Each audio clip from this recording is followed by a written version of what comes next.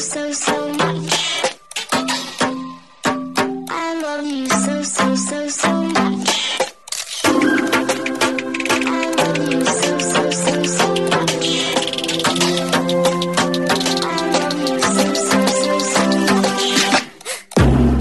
Hello, all you positive heads out there. Thanks for tuning your beautiful brainwaves into another episode of the Positive Head Podcast, where we are firmly convinced that creating success and happiness is rooted in understanding the ultimate nature of reality and the fact that as human beings, we are all immensely powerful fractals of the one and only source consciousness, which creates and animates all things.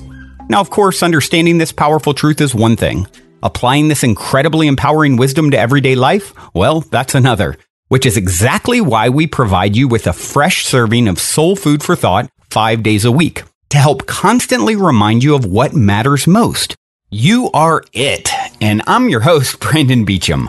I'm the reflection and extension of you who will be here each Wednesday interviewing a different consciousness changemaker, and on the other 4 weekdays, leading the way to ensure that your perspective is consistently expanded, your vibration is constantly elevated, and your heart is overflowing and full.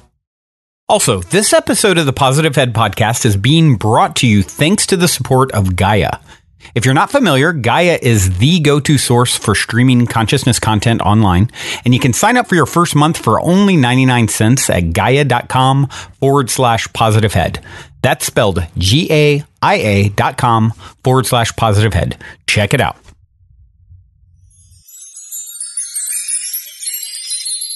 All right, all you positive heads, welcome to the show. So happy to be back with you guys as always.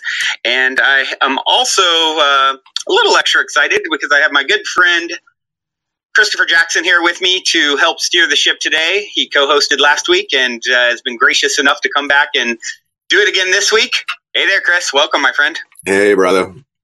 Good morning. So good to have you back, man. I got a lot of good feedback from last week. And so I thought, you know what? Let's wrangle you back in here, and it's really nice for me to have someone to not only bounce things off of, but also to just, for me personally, it's so great because I hear myself and know my own perspective so much. So I always so much enjoy like our talks because it's like, oh, cool, Chris has so much good to offer. Please let me hear. So, yeah, man, thanks for helping me to mix it up here. Oh, thank you, bro. Yeah, it's always a pleasure. Love our conversations. Cool. So, yeah, they're amazing. They definitely are amazing. And speaking of amazing conversations, we're going to get into including you guys into the conversation today by taking questions or taking a question from a listener. And this one actually came in several months ago, a while back. So any of you guys who ever write in or have written in and think, oh, Brandon never got to my question, surprise, this one came from like last spring. And so, yeah, write in if you haven't. If you ever have a question, you can write me directly, Brandon@positivehead.com. You can submit through the positivehead.com website. You can get on the Facebook group, Positive Heads, which of course is a private group where you can sort of open up about things you may not want the rest of Facebook land to see or hear. Such an amazing group of listeners getting together, supporting one another. So any of those ways, even smoke signals, I'm working on taking those, but still working on or telepathy. I'm still working on my telepathic skills. So maybe next year we'll be able to send questions that way. But for now, those are the best ways to reach out. And it's a great way for us to co-create the episodes together when you send in your questions. And yeah, also writing in reviews on iTunes. That's the other things that gets me particularly excited. They help us to, as you guys know, iTunes is the holy grail of all things podcasting, and it helps us to reach new people and certainly helps to fuel my fire to continue this labor of love. And so I'm going to take a quick moment and read a review here by Master Sadie. And Master Sadie said, vibrational match. I am so grateful for Brandon's work. I was wanting to fill my head with more positivity and enlightenment. Thank you, Brandon, for offering a show that does that. I also love to read and enjoy the Wednesday interviews. Brandon also has a great group of friends that he has on the shows, i.e. Chris. Thank you for creating and sharing your learning, your friends, and your love. Oh, thank you, Master Sadie. for completing this circle of love I'm putting out into the world and shining it back in this direction. Very much appreciated. And so you guys that haven't reviewed yet on iTunes, I still love you, but I'll certainly be excited if you take the time to do that. All right, Chris, shall we jump into today's question? Yeah, let's do it. Do you want to read it or you want me to read it? Oh, why don't you go for it? Yeah. All right. This one came in by Corey a while back, and Corey is actually pretty active on the Facebook group as well. So, Corey, your question. I didn't forget you, my friend. Corey said, I have a question about pride versus boastfulness versus bragging. When is it acceptable to experience this emotion, and is pride actually a bad thing? Now, I was raised Catholic where it was drilled into my head that I am better than no one and I must always be super humble. Because of this, I'm afraid of pride. I feel as if anytime I act proud, karma will come back and bite me in the butt. For example, the other day at a work meeting, my boss complimented me on my work for the past few months in front of my coworkers. It was really cool since I worked so hard, but at the same time, I felt like I didn't deserve the praise, as if I could have worked even harder to deserve it. I'm afraid karma will find me and make my life tougher. It also really bugs me when others brag about selfish accomplishments such as having a sexual encounter. I feel like those people who are bragging are trying to cause jealousy in others. Does karma exist in that scenario? Will their pride break down their boastfulness? Is this all just me overthinking a structure I was taught as a child? As always, I love to hear all my soul fam's opinion. All right, that's our question. Chris, I know you definitely have some thoughts on this one. Why don't you start off? Yeah, well, I love that this actually kind of piggybacks off of our last podcast, because we were talking there about material consciousness versus etheric, and how the domain of material consciousness is duality and individuality, where the domain of the etheric is where we can transcend material consciousness and get into unity consciousness, really turning our little me-go or me ego into our we ego. And I love that. Yeah. And then it's really the ultimate selfishness and selflessness are one and the same. So it's when you take on a context that includes everybody, instead of creating win-lose scenarios, we begin to look at everything from win-win perspectives. And it's we all rise together. So I feel really maybe the great place to start with this is kind of getting present to what the impact is of our way of being in unity consciousness versus individuated consciousness. And it's in that space, it's there's really this good kind of illustration that just came up yesterday, where it was this idea that when we're looking at ourselves as individuals, we tend to come from a place of lack, right? Because we need connection. And therefore we constantly look to increase other people's perception of our worth or value at the expense of theirs or others. Right. So that's where it's in many cases, we'll think that if we can decrease another person's perception of value of someone else or of themselves, then that somehow raises us up and we're winning. Right. Yet at the same time, it's what's really happening when you take a more expanded view is when you decrease someone's perception of self-worth, you're decreasing the possibilities for that person and for the entire planet. And it's exponential, right? Because then that person, everything that they do and everyone else they touch is coming from a lower possibility. It's like the butterfly effect, in right. a sense. And it all links back to you ultimately, right? Right. It's all an extension of, if you're lowering their possibility, it's affecting how they interact with the world. The world then feedback loops on you, and it's always coming back, right? Yeah, well, in that sense, it's really instead of talking about karma as though it's something that's gonna, what goes around comes around sort of thing, it's actually instantaneous. you instantly now are living in a new reality where the possibilities have been dramatically reduced. Right. So it's almost like this was the imagery that came up yesterday, in that sense, when you lower someone, you're lowering a person, which puts you up one rung higher on the ladder. But what's just happened is that ladder has sunk like 100 levels. Right. So That's it's a like, good visual. yeah. So it's like, oh, I feel like I'm higher than everybody and I'm winning, and I get this air of superiority, and yet at the expense of lowering the possibilities for reality dramatically. It's almost like in a way, like this other visualization came up where it's like we're all fountains, right? Fountains that literally flow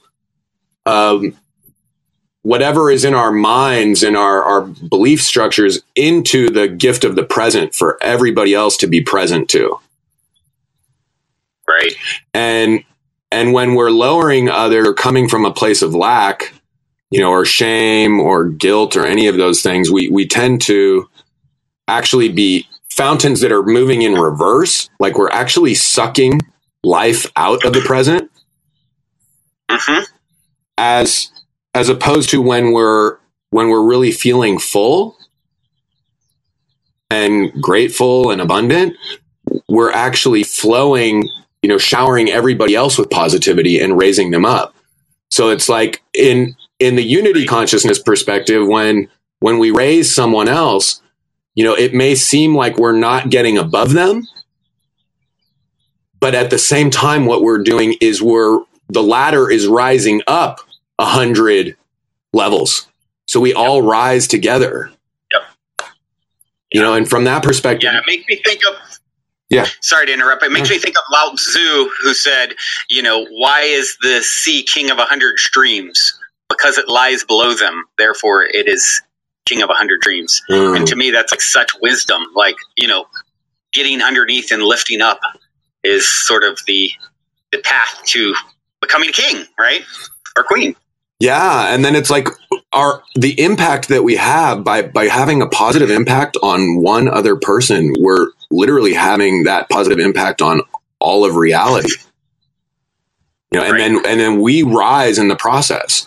So it's like if we all started getting really present to that perspective, it's much faster to raise ourselves through raising those around us. It's like you're going to find the opportunity to give away what you want for yourself to someone else, and that is sort of like the cosmic gag in a sense. I feel like, because of course it's all reflections, and it's like, I really want this thing for myself, and in this sort of maybe abstract or not so abstract way, here's an opportunity for me to give it away.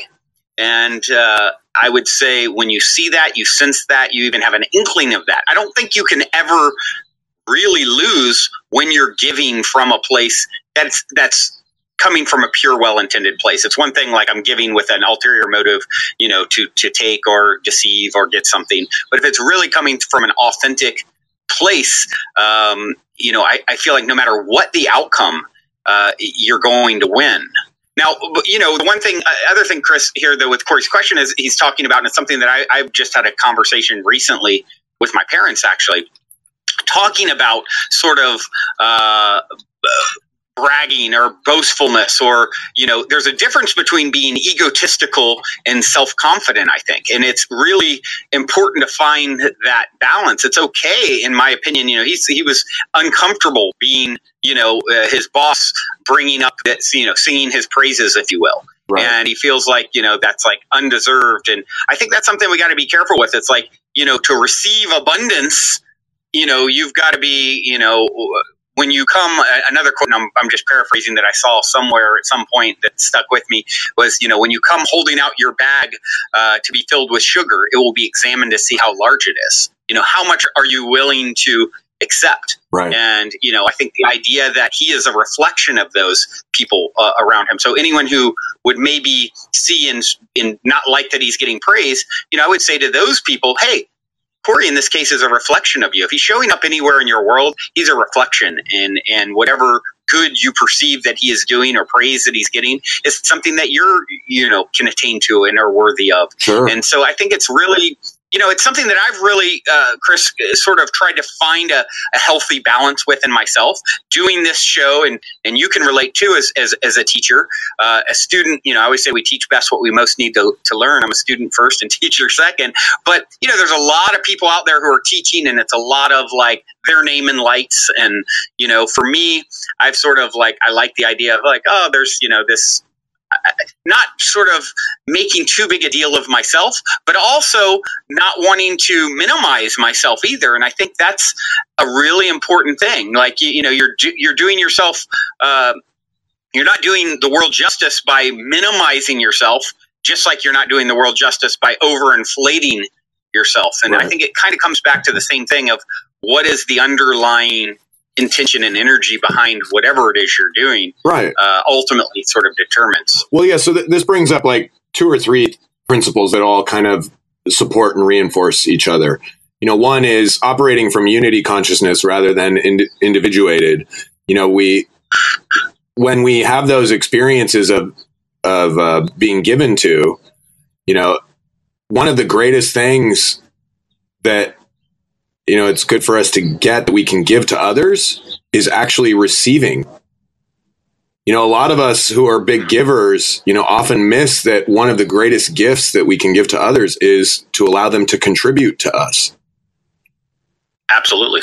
And in some Just said that yesterday. Yeah, and sometimes being generous generosity can be very selfish, especially when you're hogging all of the generosity so that you can be perceived as valuable, right? Right. So it's like, well said. In that context, you can actually receive gracefully as well, which is when somebody compliments us, we can actually give credit back to them for contributing to it.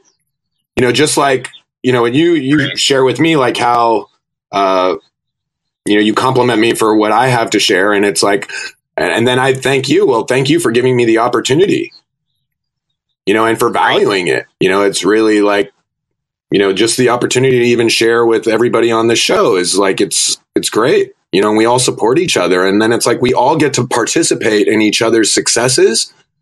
And then these situations all become win-win. There's no separation anymore. It's like my success is your success and your success is my success also. And we can all rejoice in each other rising together. Right. Absolutely. Yeah. So what do you think for Corey in particular then? So you kind of hear his scenario and his ongoing sort of, programming from childhood that, karma is going to make his life tougher if he accepts a compliment or, how would you respond specifically to that concern and how maybe his perspective, could be expanded? Well, I'd say like, it really has to do with what you're being. If you're being one with everyone, then, and you're operating from that place and not from the place of wanting to be superior, even secretly, because a lot of times these motivations, where it's like, even though we feel bad in getting the praise, at the same time, it's like we hunger for it. Everybody wants to be valued and appreciated. But you don't need to feel guilty about it, especially when you take on the context of, turning that appreciation that we're receiving outward again, because there's so many people that have contributed to our, whatever gifts that we've gotten to give or share. It's like, it's a great opportunity. Like when that stuff comes in, just to become the fountain of abundance, and then it's like, oh, wow. Yeah. We all continue to just rise together. It's really like, I get like beautiful visuals in this where it's like, we're just all fountains constantly showering each other with positivity. And that just becomes this upward current where, it's like we're all the wind beneath each other's wings. Yeah. Yeah. It is such a, it's something that you've been saying a lot in our interactions, and we see and speak pretty regularly. And it always just really like resonates so deeply, this idea of like, if you're limiting the potential of another, you're limiting the potential of all, starting with yourself. And that's instantly, felt and ripples throughout, the collective consciousness. And you're essentially, some would say, you're stepping in and out of potential timelines, right? With this energy. And it's a great example of how you are sort of the center point of your own private universe, in a sense, that you're stepping in and out of. Bashar talks about this, how every moment of every day, you're like, stepping in and out of potential timelines, more than you can ever imagine with your vibration. And this is like a way to sort of ascend to the greatest and grandest versions, the most rewarding versions, I would say, by, once again, how can I seek to serve and uplift your potential and add whatever value I can to what it is that you're trying to accomplish. And and the dissolution between self and other, I think, is great. And then that also allows you, this new perspective, which is that karma is instant. Instead of thinking of things in a material sense, like waiting for when are you going to actually get that experience coming back to you, it's literally that every choice you make has an immediate impact on the possibilities for everyone. Yeah. Including yourself.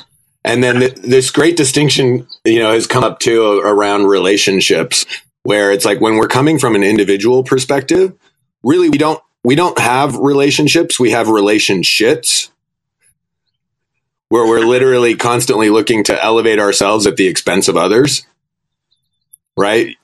Manipulating them, using force to get what we want rather than having power in being connected with everyone. And then, so the distinction here came up with, let's turn our relationships into elationships, where we all, elate one another and rise together. Yeah.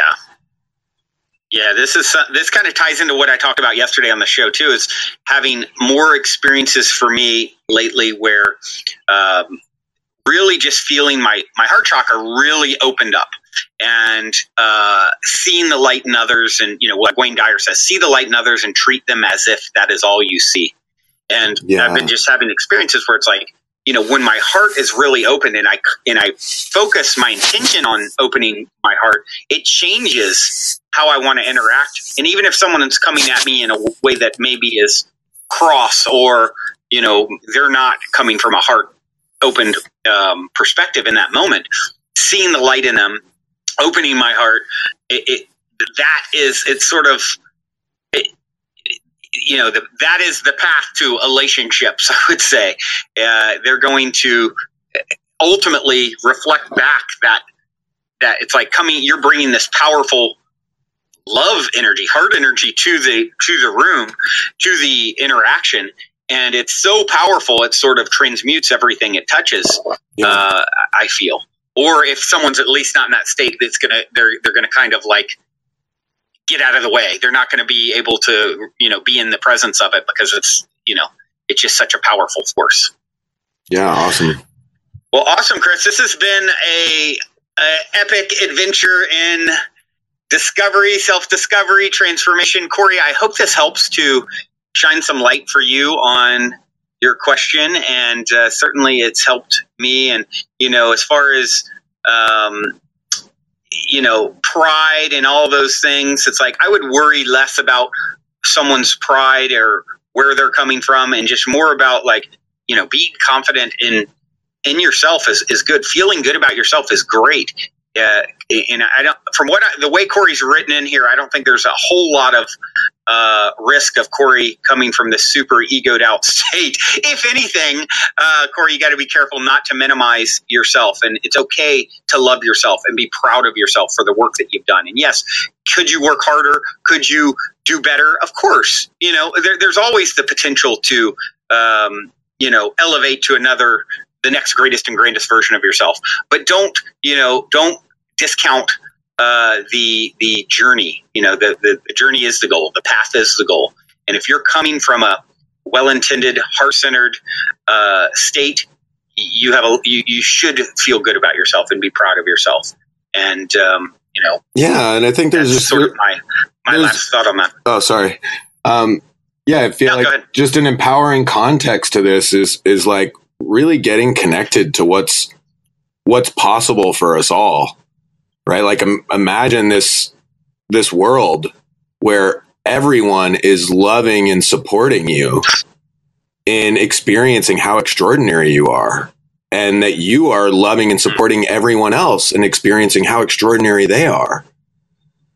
And that you literally, that doesn't have to be some kind of fantasy place, but it actually is a world that you can live in and share with others and literally begin to generate that reality.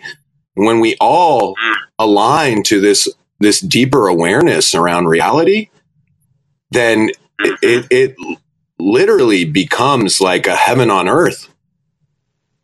Yeah. Right? Where there's no separation anymore.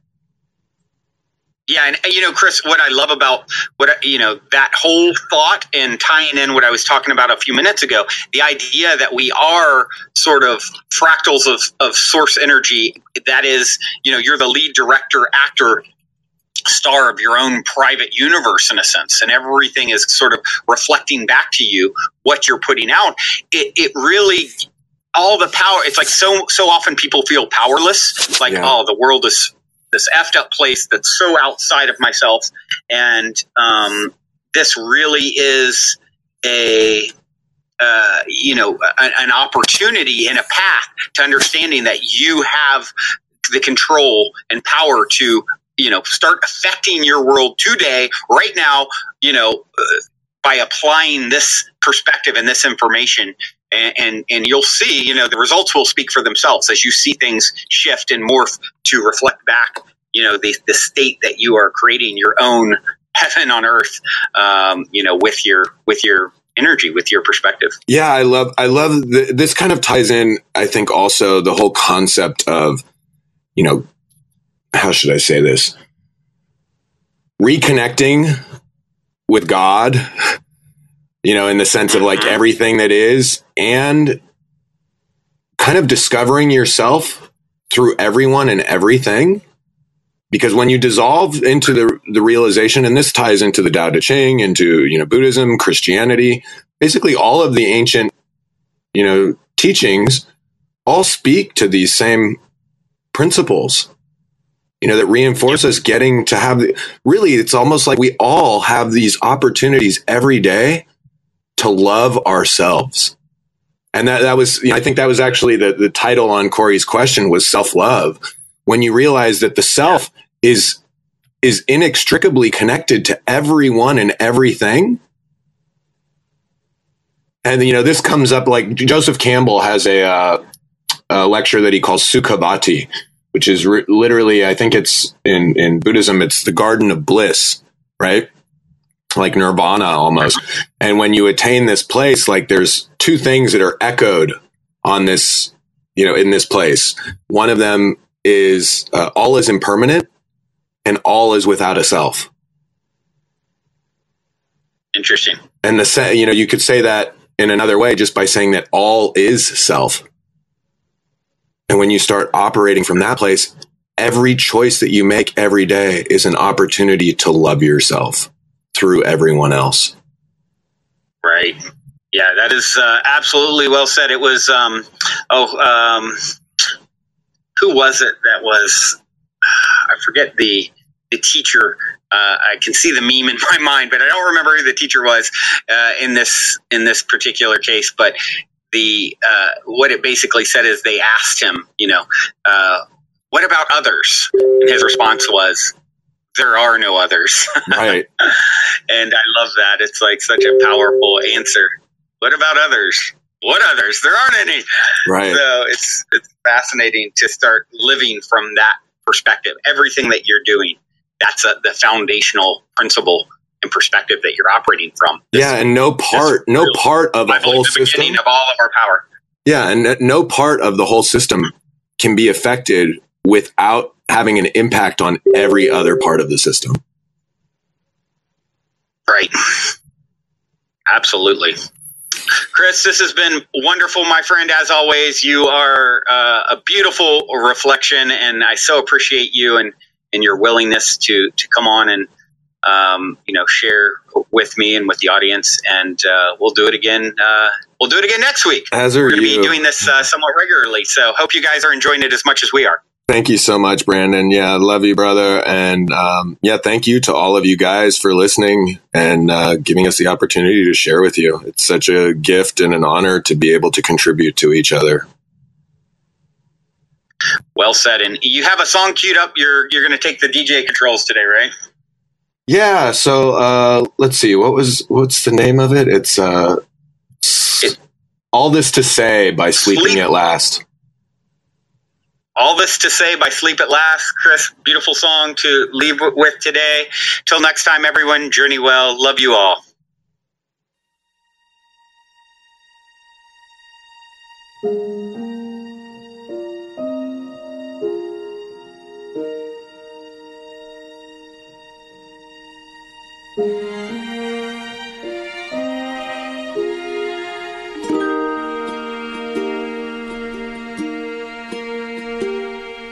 All this to say, our future is a blank page that we chose to pour ourselves into when God pressed play.